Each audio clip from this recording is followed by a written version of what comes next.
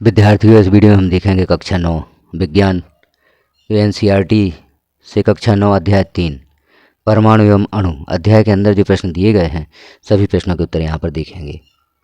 विज्ञान कक्षा 9 इसका अध्याय 3 है परमाणु एवं अणु। अध्याय के अंदर जो प्रश्न दिए गए सभी प्रश्नों के उत्तर यहाँ पर संक्षिप्त में और सरल भाषा में हम देखेंगे और आपको इन प्रश्नों के उत्तरों से बड़ी सहायता मिलेगी अपनी परीक्षा की तैयारी करने में। तो हम देखते हैं इस अध्याय के प्रश्नों के उत्तर। तो इस अध्याय के अंदर जो प्रश्न दिए गए उनमें पहला प्रश्न है, एक अभिक्रिया में 5.3 ग्राम सोडियम कार्बोनेट एवं 6 ग्राम एसीटिक अम्ल अभिकृत होते हैं। 2.2 gram carbon dioxide, 8.2 gram sodium acetate एवं 0.9 ग्राम जल उत्पाद के रूप में प्राप्त होते हैं। इस अभिक्रिया द्वारा दिखाइए कि यह परीक्षण द्रव्यमान संरक्षण के नियम के अनुरूप है। तो यहाँ पहले हम समीकरण देखते हैं शब्दों में। सोडियम कार्बोनेट प्लस एसीटिक अम्ल equal to sodium acetate plus carbon dioxide plus जल, यह समीकरण है। अब हम आगे देखते हैं द्रव्यमान संरक्षण के नियम का पालन यहाँ पर किस प्रकार से होता है। तो इस प्रश्न का उत्तर हम देख लेते हैं। अभिकारकों का कुल द्रव्यमान पहले ज्ञात करते हैं। तो सोडियम कार्बोनेट का द्रव्यमान प्लस एसीटिक अम्ल का द्रव्यमान, तो सोडियम कार्बोनेट का द्रव्यमान है 5.3 ग्राम, इसमें हम जोड़ देंगे एसीटिक अम्ल का द्रव्यमान 6 ग्राम, तो हमें प्राप्त होता है 11.3 ग्राम। अब उत्पादों का कुल द्रव्यमान होगा, उत्पाद में हमें प्राप्त होते हैं सोडियम एसीटेट और कार्बन डाइऑक्साइड और जल। तो सोडियम एसीटेट का जो द्रव्यमान है वह है 8.2 ग्राम प्लस कार्बन डाइऑक्साइड का द्रव्यमान है 2.2 ग्राम धन जल का द्रव्यमान 0.9 ग्राम बराबर, इन्हें हम जोड़ देते हैं तो 11.3 ग्राम प्राप्त होता है। तो अभिकारकों का कुल द्रव्यमान 11.3 ग्राम और उत्पादों का कुल द्रव्यमान भी 11.3 ग्राम प्राप्त हो जाता है। अभिकारकों का कुल द्रव्यमान बराबर उत्पादों का कुल द्रव्यमान दोनों बराबर हो जाते हैं, अतः यह परीक्षण द्रव्यमान संरक्षण के नियम के अनुरूप है। अगला प्रश्न है, हाइड्रोजन एवं ऑक्सीजन द्रव्यमान के अनुसार 1:8 के अनुपात में संयोग करके जल निर्मित करते हैं। 3 ग्राम हाइड्रोजन गैस के साथ पूर्ण रूप से संयोग करने के लिए कितने ऑक्सीजन गैस के द्रव्यमान की आवश्यकता होगी। तो इसका उत्तर होगा 1 ग्राम हाइड्रोजन के पूर्ण अभिक्रिया के लिए आवश्यक ऑक्सीजन बराबर 8 ग्राम, अतः 3 ग्राम हाइड्रोजन के पूर्ण अभिक्रिया के लिए आवश्यक ऑक्सीजन बराबर 3 गुणा 8 ग्राम बराबर 24 ग्राम। तो यहाँ पर हमने देखा हाइड्रोजन एवं ऑक्सीजन द्रव्यमान के अनुसार 1:8 के अनुपात में संयोग करके जब जल का निर्माण होता है, 3 ग्राम हाइड्रोजन है तो इसके अनुसार कितने ग्राम ऑक्सीजन गैस के द्रव्यमान की आवश्यकता होगी। तो इसका उत्तर हमने यहाँ देखा था, 1 ग्राम हाइड्रोजन के लिए ऑक्सीजन 8 ग्राम है, अतः 3 ग्राम हाइड्रोजन की पूर्ण अभिक्रिया के लिए आवश्यक ऑक्सीजन की मात्रा यहाँ पर 3 गुनी हो जाती है। 3 गुणा 8 ग्राम बराबर 24 ग्राम ऑक्सीजन की आवश्यकता यहाँ पर होगी। अब हम देखते हैं अगले प्रश्न का उत्तर। अगला प्रश्न है, डाल्टन के परमाणु सिद्धांत का कौन सा अभिगृहित द्रव्यमान के संरक्षण के नियम का परिणाम है। तो इसका उत्तर हम यहाँ पर देखते हैं। परमाणु अविभाज्य सूक्ष्मतम कण होते हैं जो रासायनिक अभिक्रिया में ना तो सृजित होते हैं और ना ही उनका विनाश होता है, अतः डाल्टन के परमाणु सिद्धांत का अभिगृहित द्रव्यमान के संरक्षण के नियम का परिणाम है। अब देखेंगे अगले प्रश्न का उत्तर। अगला प्रश्न है, डाल्टन के परमाणु सिद्धांत का कौन सा अभिगृहित निश्चित अनुपात के नियम की व्याख्या करता है। तो इसका उत्तर होगा, किसी यौगिक में परमाणुओं की सापेक्ष संख्या एवं प्रकार निश्चित होते हैं, यह अभिगृहित निश्चित अनुपात के नियम की व्याख्या करता है। तो जब किसी यौगिक में परमाणुओं की सापेक्ष संख्या एवं प्रकार निश्चित होते हैं तो यह अभिगृहित निश्चित अनुपात के नियम की व्याख्या करता है। अगला प्रश्न है, परमाणु द्रव्यमान इकाई को परिभाषित कीजिए। परमाणु द्रव्यमान इकाई को यहाँ पर परिभाषित करना है। तो इसका उत्तर होगा, कार्बन 12 के एक परमाणु के द्रव्यमान के 12वें भाग को परमाणु द्रव्यमान इकाई कहा जाता है।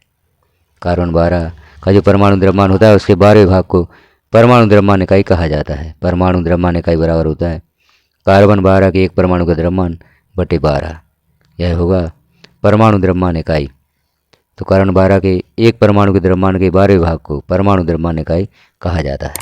अगला प्रश्न है, एक परमाणु को आंखों द्वारा देखना क्यों संभव नहीं होता है। तो इसका उत्तर होगा, परमाणु अत्यंत सूक्ष्म कण होता है, इसकी त्रिज्या लगभग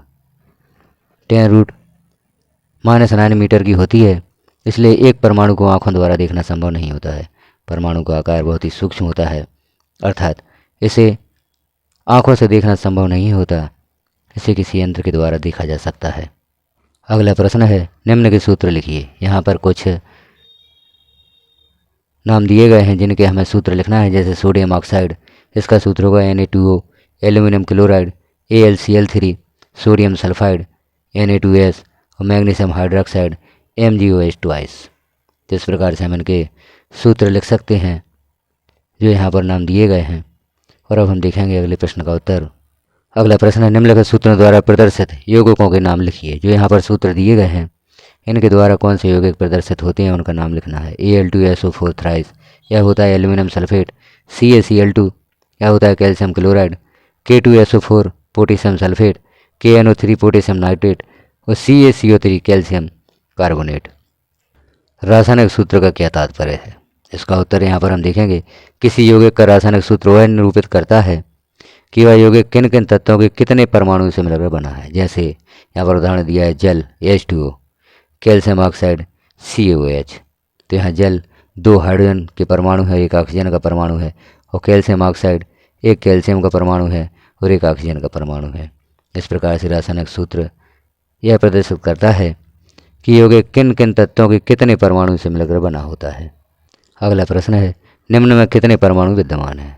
जो यहाँ पर सूत्र दिए गए हैं इनमें कितने परमाणु विद्यमान है यह हमें बताना है। तो जैसे H2S अणु एवं PO4-3 आयन यहाँ हमें देखना है। तो पहला जो है H2S, इसमें कुल 3 परमाणु हैं, हाइड्रोजन के 2 परमाणु एवं सल्फर का 1 परमाणु। और दूसरा जो PO4-3 आयन दिया गया है इसमें कुल 5 परमाणु हैं, इसमें फास्फोरस का 1 परमाणु एवं ऑक्सीजन के 4 परमाणु होते हैं। तो इस प्रकार से हमने देखा इनमें इन यौगिकों में परमाणुओं की संख्या। अगला प्रश्न है, निम्न यौगिकों के आणविक द्रव्यमान का परिकलन कीजिए। जो यहाँ पर यौगिक दिए गए हैं इनके आणविक द्रव्यमान का परिकलन करना है। जैसे H2O2 Cl2 CO2 CH4 C2H6 C2H4 NH3 एवं CH3OH।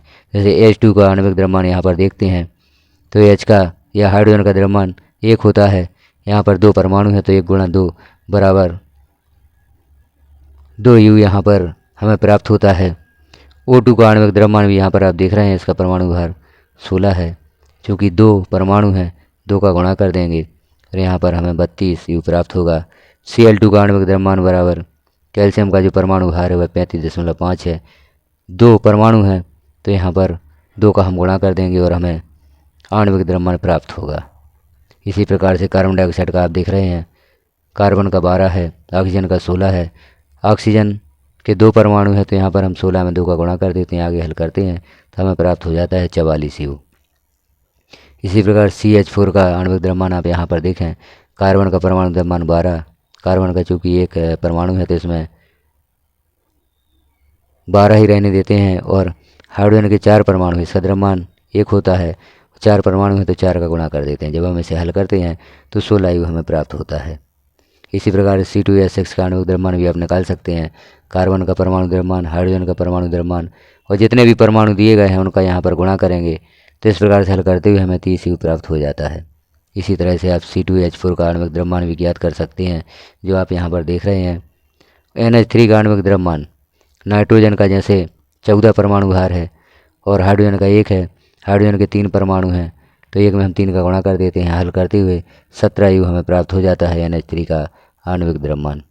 C3OH का आणविक द्रव्यमान भी यहाँ पर आप देखें, कार्बन का जो परमाणु द्रव्यमान है 12 है, इसमें हम जोड़ देंगे हाइड्रोजन का परमाणु द्रव्यमान, हाइड्रोजन 1 होता है। क्योंकि यहाँ पर 4 परमाणु हाइड्रोजन के हैं तो हम 4 का गुणा कर देते हैं, ऑक्सीजन का 16 परमाणु द्रव्यमान है, इन सबको हम जोड़ देते हैं गुणा करते हुए तो हमें 32U प्राप्त हो जाता है।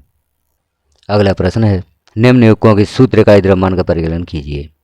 जैसे ZNO, Na2O एवं K2CO3, इनका हमें इकाई द्रव्यमान का परिकलन करना है।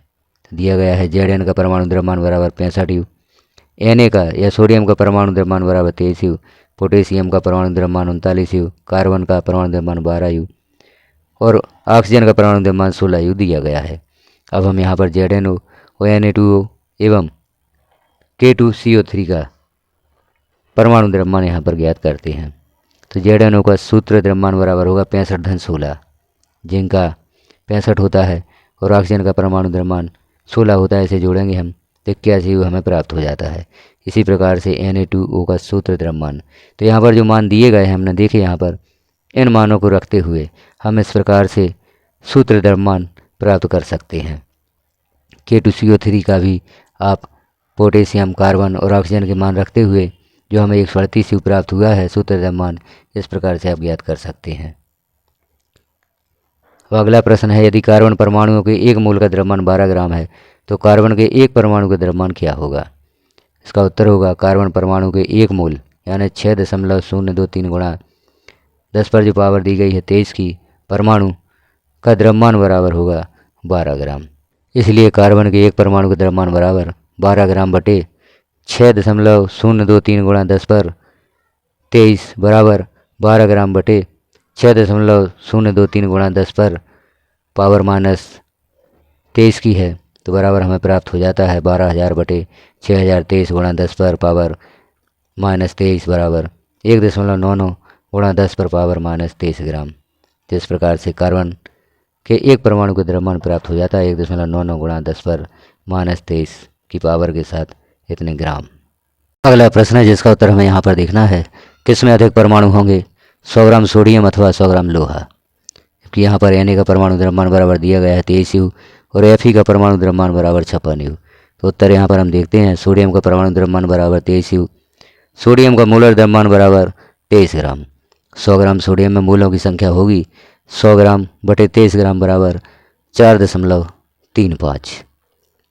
इस प्रकार से Fe का परमाणु द्रव्यमान बराबर 56 यू और Fe आयरन का मोलर द्रव्यमान बराबर 56 ग्राम। तो 100 ग्राम आयरन में मोलों की संख्या बराबर 100 ग्राम बटे 56 ग्राम बराबर 1.78 ग्राम। अतः मोलों की संख्या अधिक होने के कारण 100 ग्राम सोडियम में परमाणु की संख्या अधिक होगी। मोलों की संख्या अधिक है इसलिए सोडियम में परमाणु की संख्या भी अधिक होगी। तो इस प्रकार हमने परमाणु एवं अणु अध्याय के जो अभ्यास के अंदर प्रश्नों के उत्तर दिए गए हैं सभी प्रश्नों के उत्तर यहाँ पर देखे।